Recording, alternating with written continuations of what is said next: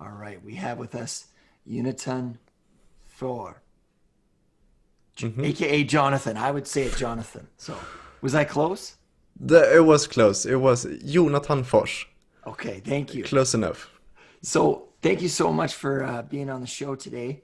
I was listening to your podcast yesterday while I was going for a walk, and I love the stuff that you have up there. It's quite eclectic. The most recent one that I was listening to was with I guess you could say it was a sex teacher. Yeah, sex educator, yeah. Yeah, but almost it sounded like a kind of a masculine sex coach, like for men. He was focusing on or is focusing on men specifically Mm-hmm. to kind of get their help men improve their sex life and in return improve their relationships overall. But the way he goes about it, in my opinion, I don't want to bash him, but in my opinion, is almost. I got the impression that he objectifies women a little bit, and that's kind of where like we said a few moments ago, I kind of struggled with it a bit. Yeah, I'm not super familiar with this guy, other than your show was my hmm introduction to him, and it sounds like there was there's some misogynistic undertones, perhaps. Or Yeah, exactly. Yeah, his web actually. Let me pull up his website, donofdesire.com. When I first opened it and I was reading some of the like the testimonials of him, and the immediate feeling I got was that he targets very specifically men, in my opinion, with very insecure, like they don't yes, have a big, yeah, they're very insecure, basically. yeah, And in steps this Dawn of Desire, Charles Black, to kind of like save them from themselves. And mm, he's this kind of sex god that really solves all the problems they have. I, and in the process, of course, they learn to stimulate a woman and how to make a woman do all the things that your man wants. Like, and I dominate, rem right? Exactly, Yeah. exactly. And I remember one specific testimonial where there was a guy who, like, oh, I was listening and reading and watching your content, and I've learned so many things. And my woman now is she gives me blowjobs. She does the groceries. She makes food. She Mm. does all the things. I don't even have to lift a finger, and I even get blowjobs. And to me, I mean, sure, if that's what you want in a relationship and both parties are fine with it, then sure, go for it. But at the same time, it kind of makes, yeah, I don't know what to say. No, so I grew up. Let's talk about this for a sec. So yeah, I grew up in a family that I essentially was raised by women, hmm and uh, my mom was a very strong personality. I'm in a profession that is predominantly with women, right? I hmm work as a teacher, Okay. and there's a lot of like communication is the most important thing. And I was Mm. talking about this yesterday with a friend of mine, but there's a thing called reciprocity. Okay. And reciprocity means that you get something out of each other in equal measure. Everybody, like, it's like a potluck. Everybody's bringing something to the table Mm. that is of equal value to every other thing, but they're all their own distinct and individual thing, right? To make this Mm. mosaic. I don't know if the picture I'm painting makes much sense, but it's not about overpowering somebody. It's about sharing power. Mm. Yeah, I agree so much with you. And communication, to me, that's actually, I guess it's kind of like a uh, what is it, a side note, but like communication to me is such a passionate subject of Mm. mine, because we live in a world, and I guess this is kind of the reason that you and me both do the podcasts we do, that communication is so, it's a difficult thing for a lot of people to, let me rephrase that, communication is difficult for a lot of people. And especially in the world we live in right now, especially like looking at the US, I guess is the kind of elephant in the room uh, when it comes to having civil discussions and debates.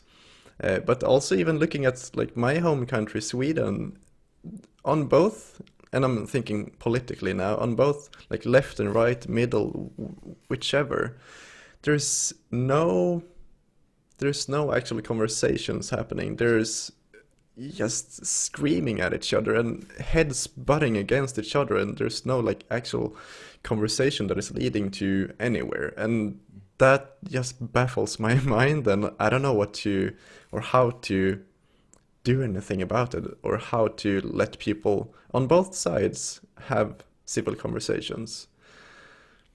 My dear friend, you and I are in the same conundrum because that's happening here. And I think it has to do with where we are in human history. If you look at these great moments of innovation, such as the printing press that happened, wasn't it a Swedish person who invented the printing press? Anyways, I'm not sure. it was hundreds of years ago, but information was predominantly passed on among the elite, and books had to be written down by hand. Like the amount of time it would take to make a copy of Harry Potter would be years, right? Because you have to individually, there was no way to mass produce it. Then the printing Right. press came along. Harry Potter wasn't around back then. The Bible was around back then. But the first book that they were able to mass produce was the Bible. And when that happened, different groups started getting copies of the Bible in their different languages. And then, as we know in religious practices, is different groups saw text different ways, and then they started butting heads with each other. And there was this development. Again, I'm not a historian, but this is the Cole's notes of what was happening. There was an information explosion. And there were people that were resisting this change. And that's why you had in France, people like the Huguenots and the whatever, these religious groups all killing each other, right? Protestants, because there was a Protestant Reformation, so on and so forth.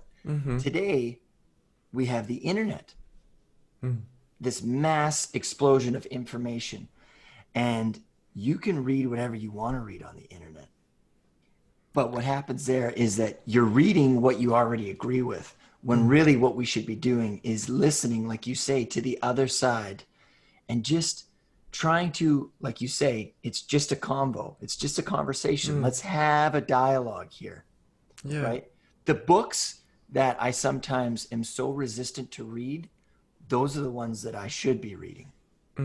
Yeah, and like you said, on online and social media and internet in general, you read what you want to read, and that's both great, but it's also a problem because you will read what you want to read, Exactly. and the things you want to read are usually the things you agree with.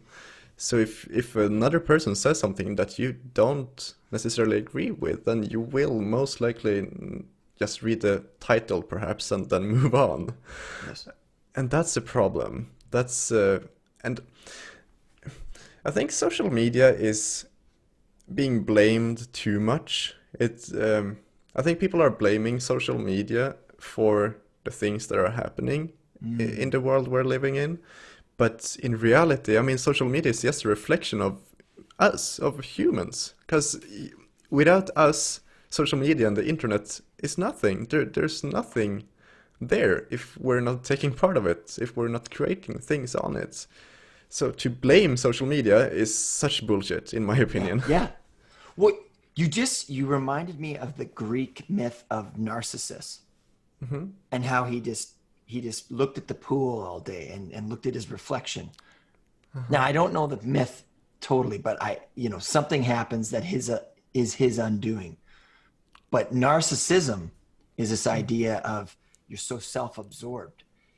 And like you just said, you like, it was kind of like, oh yeah, that was like an aha statement. It's just a reflection of ourselves. These algorithms, it's not some maniacal beast that's trying to control us. It's us being controlled by ourselves. Yeah, and to say to say that the algorithm is pushing content down my throat. Yeah, sure, in some degree that is true. It feeds us with what we want to see, but then again, it does feed us with what we want to see. So if you actively read something that you wouldn't normally read, then you will be fed with more of the same. And so if you do read a lot of or watch or listen to or whatever a lot of different content, then you will be fed with a lot of different content instead of just one and the same topic. I call it you have to fuck with the algorithms, Mm. right? You get this side and you get that side. And then what's happening is it's like, I don't know what this person wants. And then you have a chance to sort of break through the pretenses, like I don't want to watch Will and Grace. Like I want to watch something that's a little bit more stimulating. I'm not saying Will and Grace isn't stimulating, but I don't want to watch Friends, right? Mm. I want to see something that challenges the narrative and my own biases, right? Mm. And I see the world through, and I think I don't want to speak for you, but to see Mm. the world through a different perspective, and that's the key forward, I think. It is indeed, and to your point, to make it very, very clear. For example, I I used to do more or kind of just marketing still, and so I'm very much into the whole way social media works. But for example, if when you make a new, let's say, Instagram account, your explore page will be a whole bunch of random things because the the the algorithm doesn't have any kind of data on you. You're some kind of blank page, so it doesn't know what to feed you. And so you can see some fitness content, can see some memes, you can see inspirational speeches, you can see all kinds of different things. But then when you open, for example, a meme, then you will be fed with 10 more memes. But then maybe you don't open those memes, so you will continue being fed with a lot of other things as well. But then you open an inspirational speech and you are fed with 10 more, and you open another one and you're fed with 20 more, and you open another one and you're fed with 40 more. And so then it starts getting more and more data on you, and eventually you're a fully fledged inspirational speaker. Well, I've often wondered what my algorithm thinks that I am. And I think it believes I'm like a middle-aged woman or something like that. Some of the stuff that I get, it's like, that is just not what I would ever watch. And that's because you're not giving it the same, you're giving it something that it thinks is reflective of something else, if that makes sense. Because it only has so many, perhaps, archetypes in what's being created. Because it's creating it as it goes. Yeah, and actually, there is. You said you would love to know what kind of data is like they have on you. Actually, you can get a very detailed view on it of what Google has on you. If you go Really? to adssettings.google.com, then and if you're logged in, of course, then you will be met with a page of a whole bunch of hundreds and hundreds of different data points, essentially. I should try On this. yeah, adsettings.google.com, and there you will see all the different things that they know that you like, um, and I'm looking at it right now, and there's literally hundreds of them on on me. Is it So for com, is it COME? yeah. Okay. Why is it COME and not COM? COM. Oh, no, no, no. Yeah, no. Okay. COM. Sorry. Oh, okay, Yeah. okay. No, no, that's all good. I see it. Just because that's the one that popped up. Oh, yeah. Hmm. So, okay. I'm so bad at multitasking here. I'll have to try that later Yeah, because that's all I'm right. like, oh yeah, yeah. Wait, so are you looking at yours right now? Yeah, yeah. For example, I apparently I like indie and alternative music. I like speakers. I like uh, jazz. I like house renovating. I don't know why. I don't even have a house, but I guess I've searched for it at one point. I like dogs. I like shopping. I like home and home decoration. I like nature life. I like. I mean, I could go on for an hour. There's That's hundreds of them. crazy. Yeah. Okay. Okay. I have to find mine. No worries. Okay, Uh, so I'm 25 to 34 years old. Bingo. I'm male. Yep. mhm. University of Northern British Columbia. Never went there. Real Canadian Superstore. Okay, let's. So the top ones are the different stores and different brands marketing ads to you, Whoa. and then below that are all the interests. It it's still quite vague, Yeah, uh, but but it's. Sorry, go ahead. yeah, I guess when there's like hundreds of different ones, when you compile it, I guess it kind of creates a very specific kind of person, maybe. I Whoa. I don't know, but I mean, for example, yeah, like you said, they know my age. Or actually, they're Yeah. wrong. They say I'm 25 to 34. I'm 21 in reality. Oh, you're 21. Oh, Yeah, you're just getting started. I am. They got right my gender at least. I'm a Yeah. man. Yeah. Wouldn't that be interesting, right? Like it just all everything about you is wrong and you're like, Yeah. do I even know myself? Because like you said, Exactly. it's a self-fulfilling prophecy, the things on the internet. It's Mm, what we're looking into. yeah. What do Now, you think? Oh, sorry. no, go ahead. What do you think about the topic of engines and social media tracking you? Like, for example, Google, they obviously track us. What do you think of that? I was having a conversation with a friend of mine yesterday about this. And Hmm. again, it's just what are we in our nature versus what are we in our evolution? Like, where have we Hmm. come from and where are we going? And our bodies, our DNA, we've been animalistic far longer than we've been civil, Mm. right? So I think Thomas Hobbes said life is nasty, brutish, and short. We've been that way for 100,000 years, Mm. and we've only really been this way for 5,000 years in the sense of Right. like creating a society. But Hmm. really, right now, this is quite new. This is like the industrialization, going back to these moments in history where there's these explosions in technology Mm. that again aren't exactly explosions, but they're No. building up, and then there's a plateau moment, and then right. Right. Hmm. So with the internet, this is that thing, right? And I think Mm. the fact that it's tracking us is, not to sound science fiction, but it's building up its own kind of power and propensity, I guess, Hmm. right? Because this I don't know how you could ever go back from this. You Right. can't. No. I mean, uh, I guess technically, of course, you can. You can go Mhm. back, but no one is gonna want to go back. Yeah. Um, People thought that and about television. They're like, this is going to destroy humankind. Or they even thought that about the radio, yeah, right? right. And I think I'm kind of torn on the debate of should these mega corporations be able to track you, know what you searched for this morning at 8:47? Should they know that? And my take right now, and has actually been for most time, that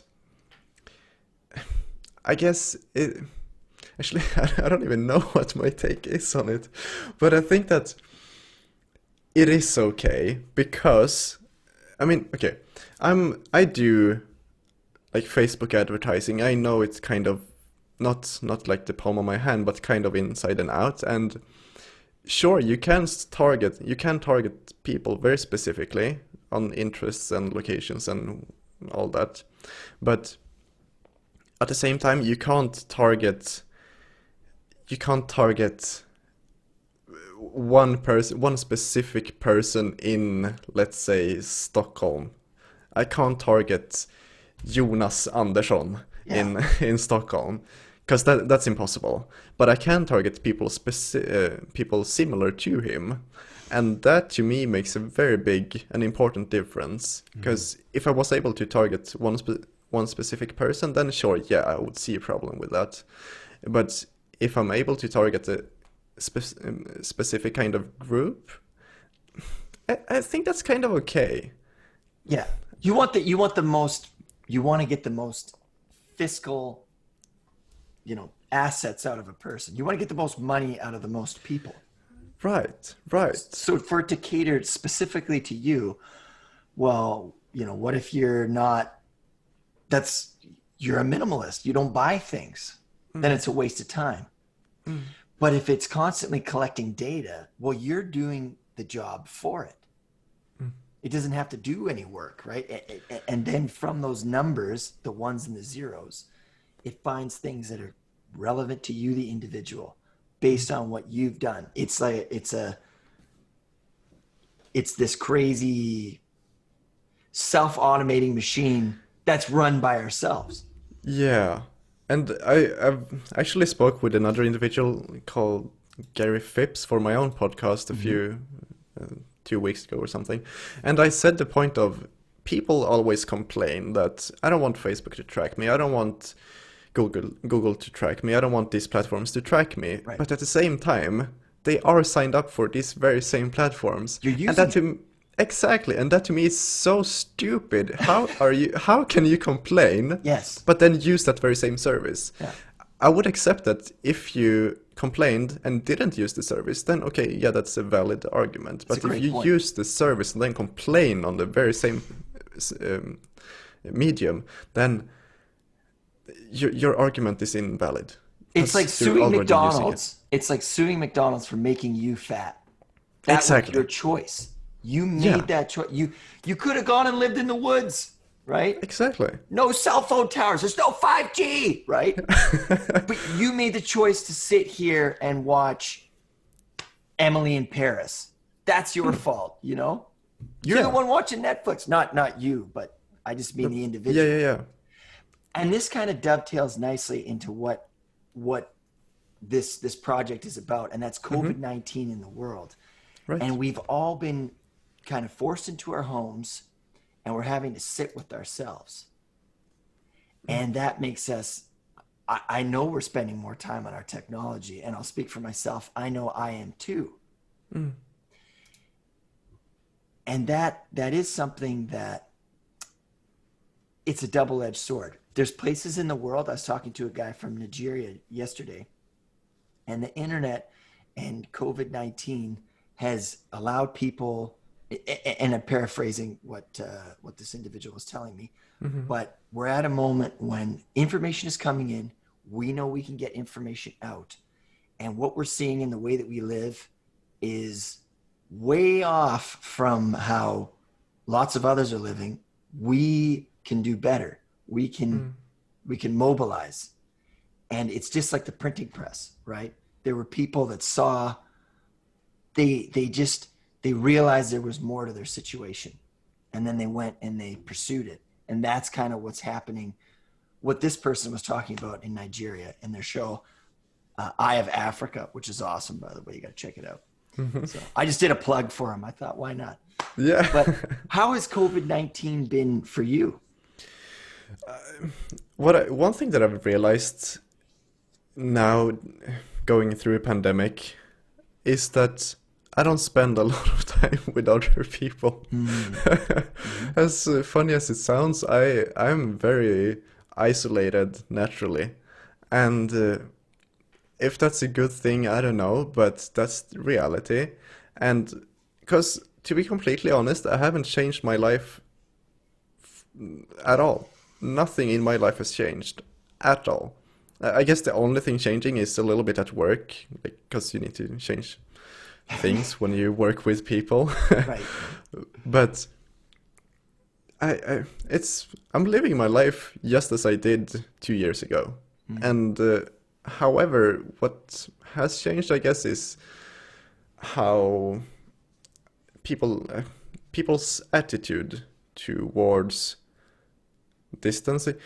I, I don't know where I'm going with this, but I think that Swedes in general, Hmm. Swedes naturally are very isolated. They Yeah. keep their distance. And I know this is a very like cliche thing to say about Swedes, because when people outside of Sweden speak about Swedes, they usually say that, oh, you stay 5 meters away from each other and you don't Right. talk to each other. And that's kind of the way Swedes behave, according to outsiders. And for a lot of reasons, I think that's true. But Mhm. also, I think it has become a more be, before COVID, it was kind of an unspoken rule, but now it's a written rule that you do need to distance from each other. But um, yeah, I don't know where I'm going, but my life hasn't changed at all, Yeah. to be completely honest. Has have you had with this sort of mandatory arrested development, we're having to sit with ourselves? Do you feel like you've gotten something out of it, or Yeah, I know you or I. I mean, I've always been very interested in myself. yeah, That's a funny statement to say, but I've it's all always been right. very interested in how my mind works and how Mm, my body works and how I work as a human being. And I've always been interested in developing it further and improving myself. Um, and I, I think, even though I did say that my life hasn't changed that much, my attitude towards doing certain things, I think, has changed. Because before before COVID was a thing, you like there was always people, or not always. I'm not that popular, but sometimes people are asking like, "Do you want to do this? Do you want to go to? Do you want to party? Do you want to right.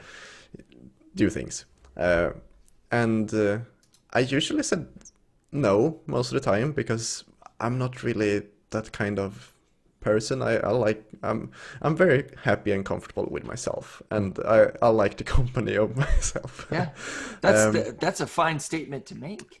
yeah, it is. But now with COVID, no one is really asking, do you want to join 20 other people and party in a closed off little apartment of 20 square meters? Right. And no, no, thank you. um, and so I think the attitude of being alone and being with myself has become more okay in a sense. And although it's not something I think about every single day, but when you ask the question, I do realize that I think that the attitude has changed. Hmm. Yeah, for the better. Yeah, for the better, for the Yeah, better. yeah. Hmm. Because I used to be and still am a very social person. Hmm. I don't know if you're picking up on that, I am. but yeah, right. And when I was in my 20s, and I talk about this often, there was a period of I just like shutting my mind off because it was like a hamster on a wheel, like, Mm. and you want to quiet it. And so I would distract myself while doing things I enjoyed, going to parties, hanging out with people, but I was distracting myself. And I think with COVID-19 and us having to be home is that we have choices. We can distract ourselves or we can step into our purpose. And I think Mm. that we all have an individual purpose, but we have to find it. Mm. And just like algorithms, my purpose, it might be similar to your purpose, but they're entirely unique at the same time. Mm. And going back to what I was saying is when I was distracting myself, I was further from my purpose. And like any addict, not saying that, not comparing myself to people with separate addictions or anything, but Mhm. like anybody who's, it's, it's, it's an insatiable appetite. You just want more of it because you're filling a kind of a void because the void is your purpose. Mm. So when you step into your purpose and find your purpose, then you have contentment, then you have passion. But like me, you can also get addicted to that, right? So Right. and I have a young family, and it's just knowing the balance. But for me, it's the choice between distraction and purpose. I don't know if what your thoughts are on that. I think what I'm getting from what you're saying is that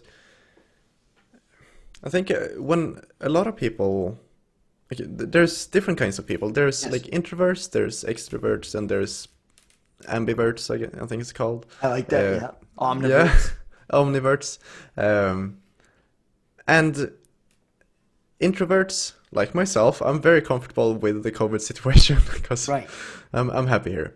But extroverts, for example, that needs that kind of social exposure and the social events and need to meet and interact with other people, I think they're met with a very important and honestly possibly life-changing times Yes. right now, because you have to learn to be with yourself and you have to learn to be comfortable with yourself, because if you're not, you're gonna literally crash and burn. And I mean, I think I've seen some kind of statistic on this, that there are a lot of people that um, uh, uh, the issues of mental health are Right. rising Yep. during the times we are in. And I think that's a testament and a proof that so many people doesn't know how to be with themselves and themselves only. And that to me, being the kind of person I am, that has always been comfortable with myself, I don't understand it, but I also think it's a shame, and I think it's an important time for a lot of people to try to understand themselves and understand why they are feeling the way that they are feeling, and what they can do to change it and how they can change it. Um, so I think that's one very positive aspect of the whole COVID situation. And there's negatives too, of course, but that's definitely one big upside in my opinion. I I love what you're saying, and please correct me if I'm wrong. Mm-hmm. This is an opportunity to, like you say, find comfort and understanding in ourselves. But there are people, and I was having a similar conversation with a friend of mine. There will always be bad actors. So we all have this opportunity to look within ourselves and accept ourselves. Stop looking at the pretenses, but really accept ourselves. And in so doing, be able to extend that to others. But then there's other people that are just, how can I exploit this situation? Mm-hmm. How can I exploit others in their situation? And I guess that kind of comes back to me, almost human nature, that are we givers? Are we takers? Or are we both? Do you have any examples of people exploiting?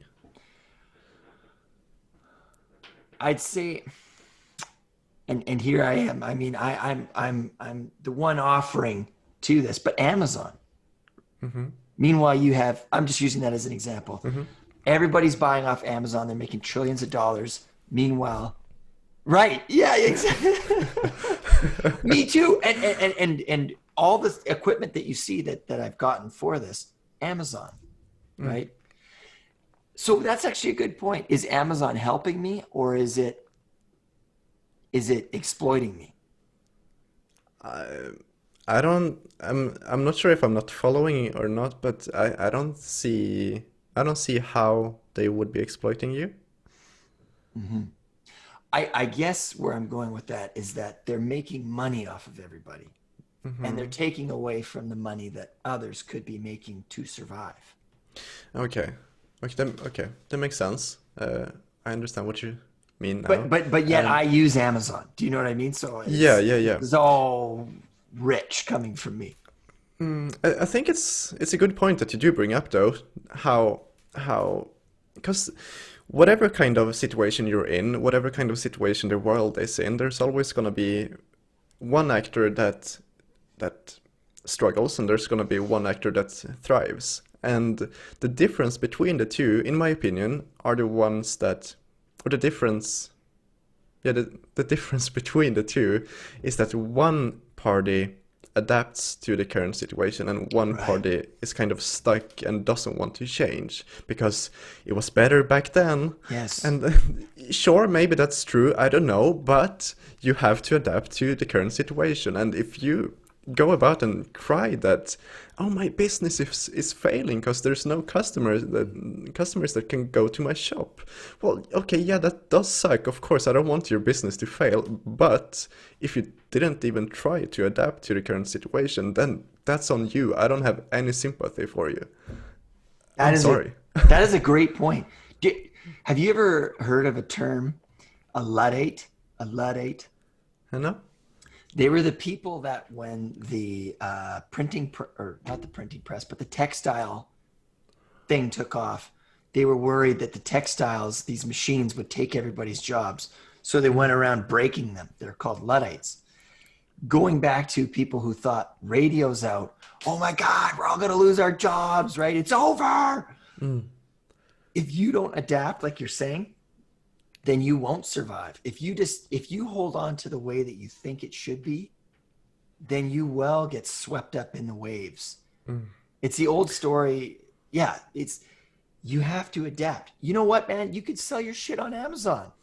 Yeah, There are yeah. people that sell their widgets on Amazon. Yeah. Yeah, yeah, for sure. And I mean, just look at like actors like Shopify, for example. Mm. They're making big bucks on Shopify. every Yeah. yeah, Shopify on everyone that joins them during this time that we're in. And if you don't, to your point and I guess our point, you have to adapt. You Yes. can't blame the the environment. You can't blame the situation you're in. You have to adapt. There's no excuses. To- I always say like I love talking to older people Mhm, because I'm always I it sounds like you and me we like the same thing. We love learning. mhm, We have a growth mindset. mm, We don't have a fixed mindset. And a lot of people have a fixed mindset and that's that you're either born with an innate ability or you just don't have it. mhm, Whereas a growth mindset is I can train this. I can become better at this. Michael Jordan had a growth mindset. mhm. Um, Soren Kierkegaard, he was from Denmark. Damn it. I was trying to bring up somebody Swedish. Anyways, Almost. he had a growth mindset. But a fixed mindset is just that. If it's back in the good old days. People who say that, like, oh, back in the good old days. Well, good for who? Exactly. Right? Uh, Good for who? yeah. You And have to adapt. exactly. And for example, I work in a retail store in the middle of like my local town, and for the past, I guess, for a long time now, but we're seeing it very apparent right now during COVID. There's a lot of stores that are closing down because there's not enough physical customers coming to the Right. store. And there's a what is it called? Like a super what is Like it called? a box There's a store? play. No, there's I get Yeah, a yeah. huge, massive mall, about 10 kilometers away from like the central town. And for a long time now, for a few years, more and more stores have been moving to that mall. And I mean, now it's massive. It's absolutely massive. There's literally several kilometers of stores, just stores. Like no houses, no apartments, just stores. Mm. And I love it. I love it because there's so many, there's so many things you can buy locally. But at the same time, like the central town is dying because there's no Mm. stores, and with no stores there's no people being there, and so slowly but steadily it is dying off. And so I work in a store in the middle of the town, in the middle of the city, and recently it's a tech store that I work at, and recently another tech store closed down because they couldn't support themselves, but they moved to Birsta. That's the mall, Birsta. Um, and there's a lot of customers coming in and saying, "Oh, you must be feeling such a worry that you're gonna close down, and you think it's a shame how there's no stores left?" And my I've had this conversation like 100 times now with so many customers. Yeah. But my thoughts are always that, yeah, sure, it is a shame, but also it's a new time. So like something else is gonna take its place. Right. Something new is gonna come. Sure, it may be empty for a few years, maybe even like 5 years, but after that time you will see something new, because there can't be empty, what is it called? Locales? Do you say that? Locales? What? Empty, empty. Like vacant, just empty. Okay, yeah, The they can't. space will be used. Exactly. The Yeah. space will be used because at some point someone will want to use it for something new, for a new business Yeah. idea. And that's actually, there is one. It's called Pick Pack Post, and it's a post office essentially, but they've adapted to the online retail that we're in the middle of right now, because it's not just a post office, it's also a store. It's a very weird mix, but it works very well. They have like changing rooms that you can try on clothing, and they pack your, if you want to return clothing, for example, they pack the thing again for free, and it's all kind of a service thing where you can pick up your packages and return them if you want to, and then leftover boxes and such they sell to anyone that wants to buy it. And I guess it's just kind of an example of how you can adapt to the current situation, because that I've never seen that, but I love it. I love it. Well, the you're right. You're right. The postal service is a great example of evolution. People don't necessarily write cards to one another anymore, but now they're sending their trinkets to each other. Like that's a system that has adapted to the market that we're in. And I am not a market person, but we need to see that there's evolution has to happen. Like you're saying, we have to be growing and adapting. What's the biggest? No, no, go ahead. Sorry. I was gonna say, at my work, I would consider the company I work for a very forward-thinking company, and I love it. I'm so happy there. Actually, a side note, I work 50%, but I feel like I'm earning like 100% salary, so I'm very happy there. That's And awesome. yeah, my colleagues are amazing. But that's a side note. Yeah. Uh, But that's the goal though, don't you think? Like to work to not expend yourself. exactly, yeah, and that leaves time for what I'm doing now. But what I was gonna say is that they're a very forward-thinking company, in the sense that now during COVID, there's less and less people visiting our physical stores. But what we have, or we, or they, the people in charge, have come up with is systems of, like for example, you can order something online, or buy something online, and then you go to the store, but instead of going into, like opening the door and going into the store, we go outside to, like outside the store, to leave it and drop it off to the customer. And so that way the customer doesn't have to go in and expose themselves to Right. other people. And also, like, now in the stores we do video calls from customers calling from all around Sweden. And that's another way to bring in more customers without them having to visit. And we can even do a full purchase. People can order something through this video call, and it's like a whole system.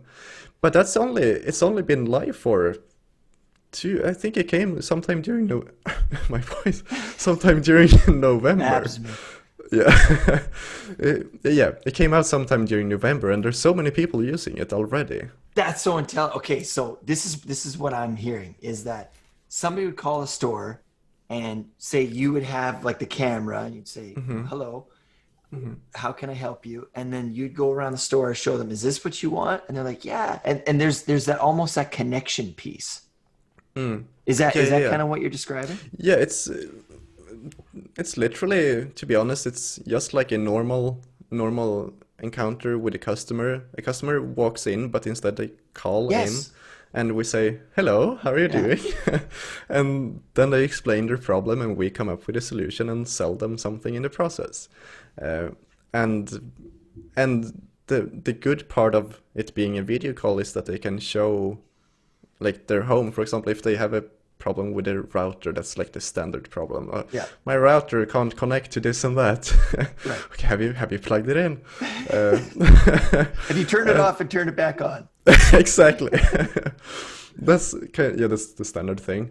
And but they can show that. They can show if the thing is plugged in. They can Right. show if it's on, and they can show the problem, and we can come up with a solution instead of standing there in the store talking about the problem, and they may think.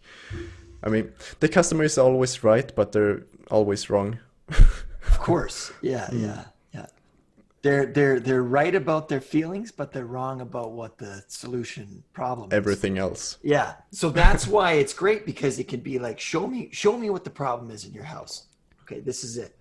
Well, if you look, it's not turned on, right? You know what I mean? Like that kind of Mm-hmm. thing.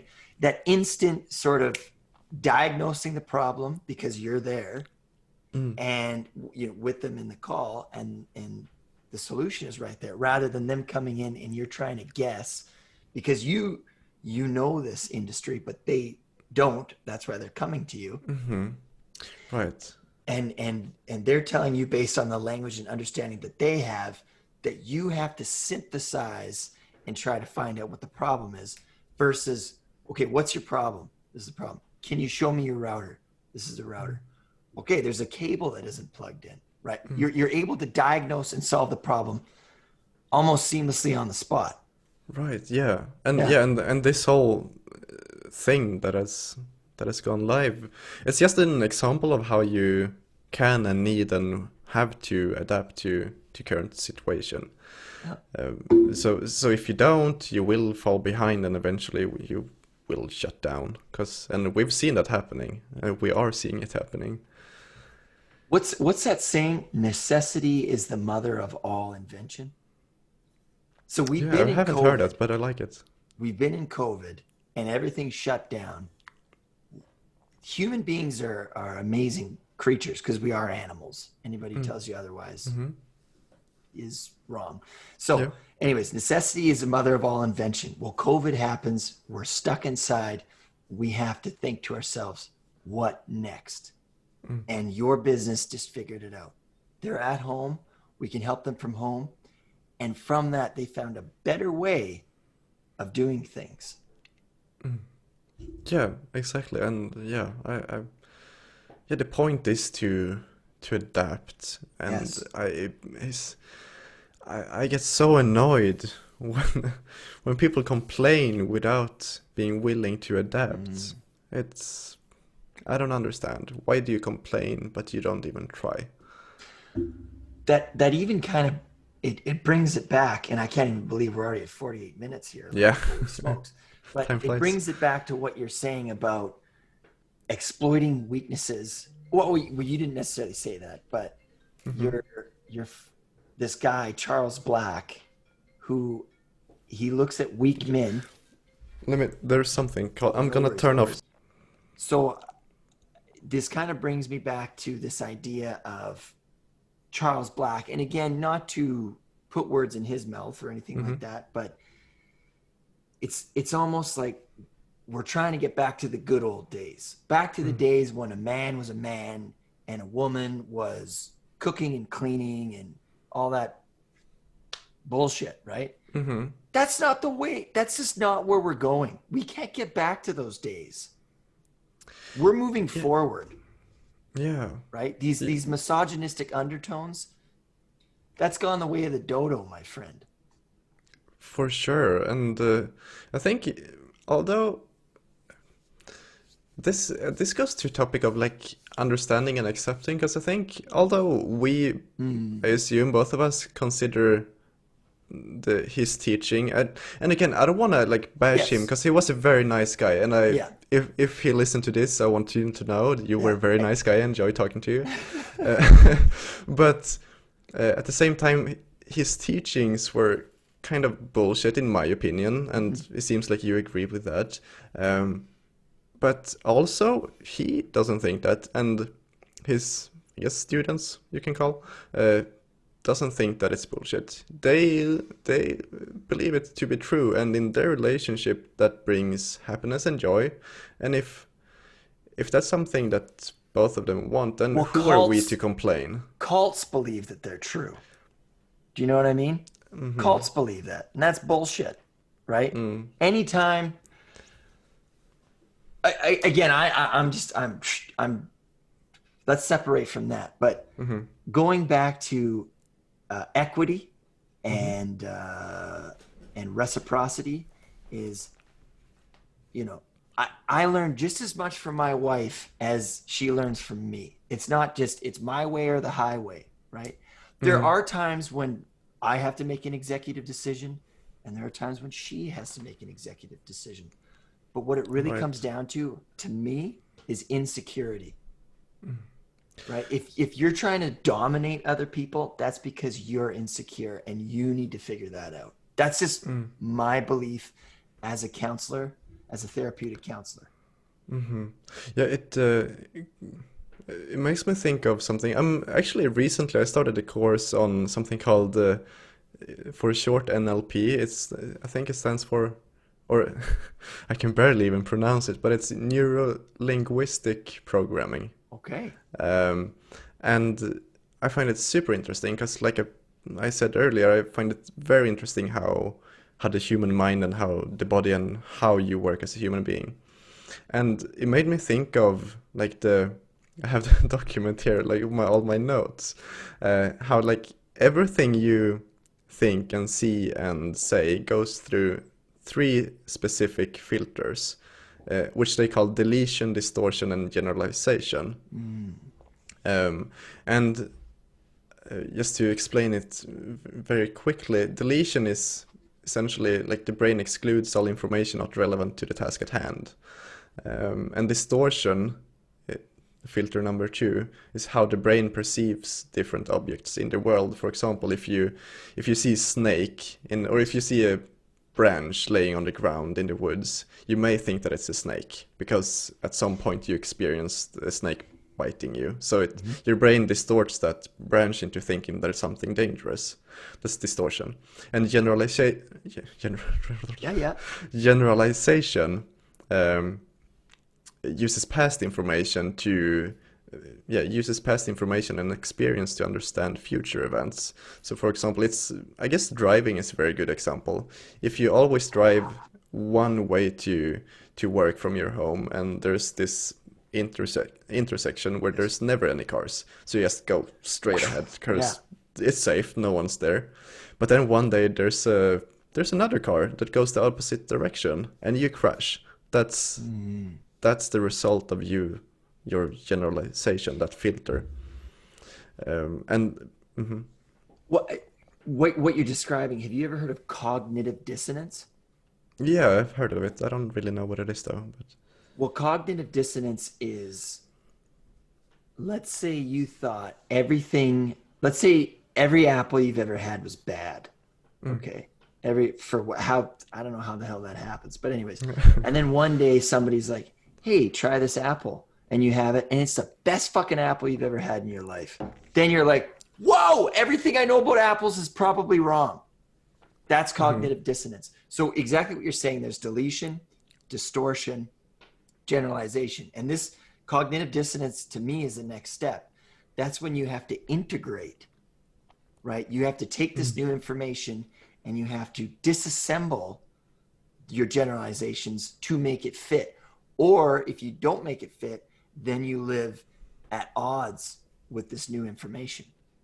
Yeah, and yeah, I think it's about understanding that your brain and your mind does these things, and if you're aware of it, you can know that, okay, I saw this branch and I got really scared because I thought it was a snake and I was gonna die. But now when I stop and think about it and I take 5 seconds to breathe, I realize I'm safe. There is no snake. there is nothing to worry about. Mhm. And I think when you're aware of that is when you can achieve really great things. And for example, the one thing that comes to my mind is like what is it called? Winter swimming, winter bathing, winter Like Wim going Hof? into, for example, Yeah. yeah, you go into Cold freezing therapy. cold water, Yeah. yeah, cold therapy essentially. Uh, Being the Swede I am, and I'm sure you living in Canada, I'm sure you know about this too. Of like, I love, it's the best thing or one of the best things I know, to find a spot in a lake. There's ice everywhere, but Mhm. there's one spot that someone has like made a hole, dug a hole into, and take off all your clothing and go into it, and you're in full on panic. Right. I can I can Yeah, barely yeah, yeah. breathe, uh, but you feel it, and you're aware of it, and you know that if I just endure this for 10, 15, not even that, seconds longer, I will be fine. Mhm. And I will be able to breathe slower and Regulate. careful. Yeah, regulate. Um, and that's a very concrete example of how you can be aware of how your mind works. Hmm. Hmm. That's a good point. And Yeah. and it's almost like we're at odds with that. It's like we don't want to accept the information. We're clashing with it. Mm-hmm. Again, like you said, adapting. Your body adapted to the cold. And if you Yeah. fight it, you die. Mm. You know what I mean? And then you die. Yeah, and I think the body's, I mean, the mind and the body, the human being, the creature we are, is a wonderful Mm, thing, and we work in a very wonderful way, because your mind is always trying to protect you as a being, as a creature. It never does anything that is out of your best interest. Even though it may misinterpret a lot of things, it still does what it believes is the right thing to do. So it believes that the cold water, for example, is a really dangerous thing, and because you don't want to go into that freezing cold water, because you're afraid you're afraid, but you don't know why, but you are very afraid. And for anyone not for anyone listening to this and I've never done it before, I, the fear you feel before you go into the water will completely disappear after even not even 10 seconds. And that is the result of your mind realizing, okay, it was quite horrible for a few seconds, but I'm okay now. Like it's good. It's all good now.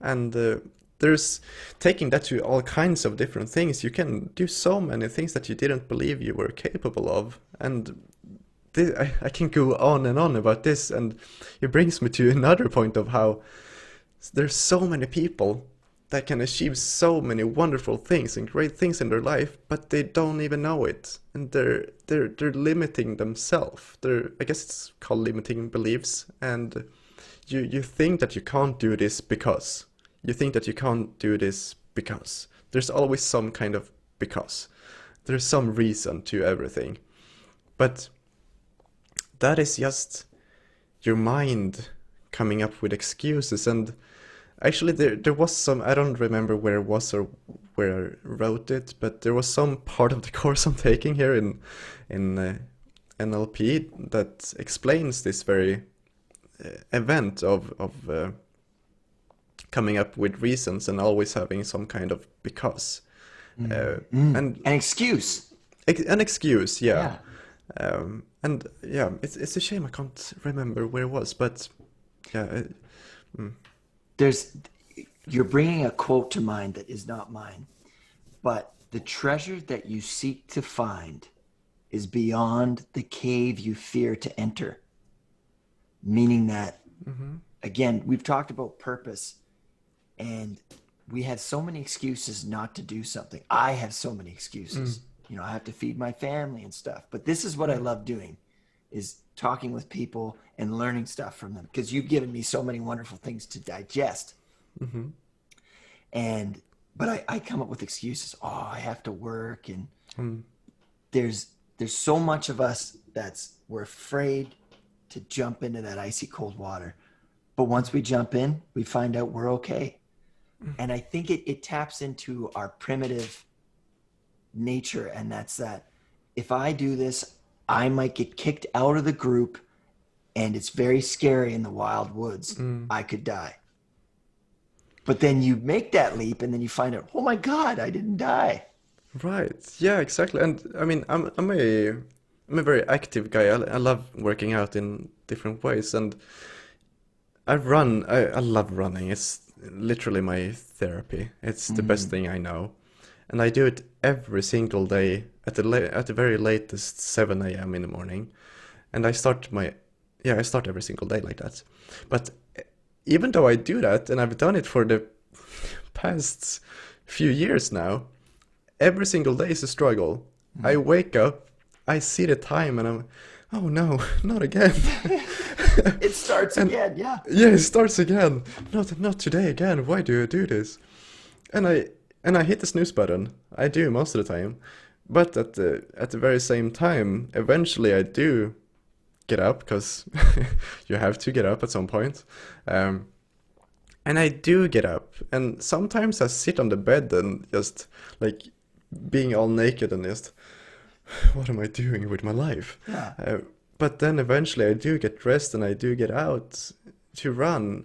And it may be like right now it's minus six Celsius outside. And that's kind of warm to be Yeah. honest for right now. It was minus 18 a few days ago. And it's horrible. It's horrible when I open the door and the freezing cold air is coming to my face like, Yeah.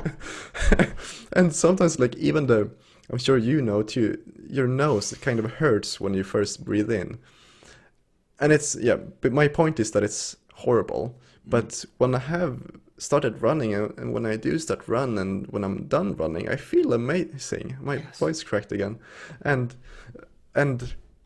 that's the thing that I tell myself before I go out that okay, if I don't okay, like I wake up, I feel horrible, but let's break this down. If I don't, actually, no, let me rephrase that. I like to do a very specific thing. Like imagine myself. Let me restart that. When I'm in a moment that I don't want to go through with something, I imagine myself 1 hour from right now. Right. And then I ask myself, okay, if I don't do this thing that I want to do, for example, running, I will feel a moment of satisfaction because I get to stay in the warm bed and it's nice. Yes. But eventually I do have to get up, regardless of what I feel like, because I have to work, I have to do things. And so I will feel a sense of unfulfillment because running to me is something that I really want to do. And then I imagine myself if I do go out running this very moment, and then an hour from now I'll most likely be home again in the warmth and feel great because I've activated my body. And yeah, I mean, working out has so many positive effects from it. And I do that every single time, and the conclusion is always that I have to do this because I will feel better. Exactly. Yeah. Sometimes everything that we want is just not what we need. Like, oh, what you're doing is good for yourself, Yeah. right? And you're getting something out of it. Yes, there's that like, oh, I don't want to do it because it takes effort. But effort, we feel good when we're productive. That's just a fact. Yeah, yeah. I wish more people knew that. Something I've realized is that I always long, like I always tell myself and others like, oh, I can't wait for Thursday, let's say, because that day I don't have anything planned and I'll most likely be done with everything that I have to do because I'm free. Like for example, I'm usually free Tuesday, Wednesday, and Thursday. Those are the days that I usually don't work, or like my day job work. And I usually get all the things that I need to get done in usually the first day, Tuesday, and sometimes it flows over a little bit to Wednesday. But then I always like, oh, I can't wait for Thursday because I'll be done with everything. But then Thursday arrives, I'm like, okay, what do I do? What do I do? Yeah, right, right. And like, sure, I may play a few games. I watch a few Netflix episodes, but I I before I start playing games and before I start watching an episode of whatever show, I feel like, oh, this is great. I love this. It's so nice. It's laying there and enjoying it. But an hour later or 2 hours later, I'm like, oh, I need to Right. do something. I need to do something. I'm like rolling. Is it a saying in English too that you roll your thumbs? Oh yeah, yeah. You're marking Okay, time. He's marking okay. time. Yeah. Yeah, and Twiddling your thumbs. twiddling my thumbs. Yeah. Yeah. And yeah, I think I guess it's a point to your point of that you need to stay productive in order to get fulfillment and feel great about yourself. Yes. And I mean that's just it, man, is being productive. Honestly, Uniton, I've so appreciated our conversation. I just looked at the time and I'm like, holy shit, we're at an hour and 8 minutes. So we have to talk again. Yeah, I would love to. Man, I love everything that you've had to share, and I appreciate good conversations. And your show, Just a Convo, is very much about the self-purposiveness of having conversations that take time. It's not about how can I win this, it's about how can I understand this. And I really appreciate the work that you're doing. And thank Thank you you. for telling us about how things have been for you in Sweden and with COVID-19 and what you've gotten out of it. Yeah, of course. Thank you. It was we've had such an interesting and really I love the conversation we've had. Well, we're going to have it again then, my friend. For sure. Yeah, you're more than welcome to be on my show as well. Awesome. Well, thank you very much and take care. Thank you.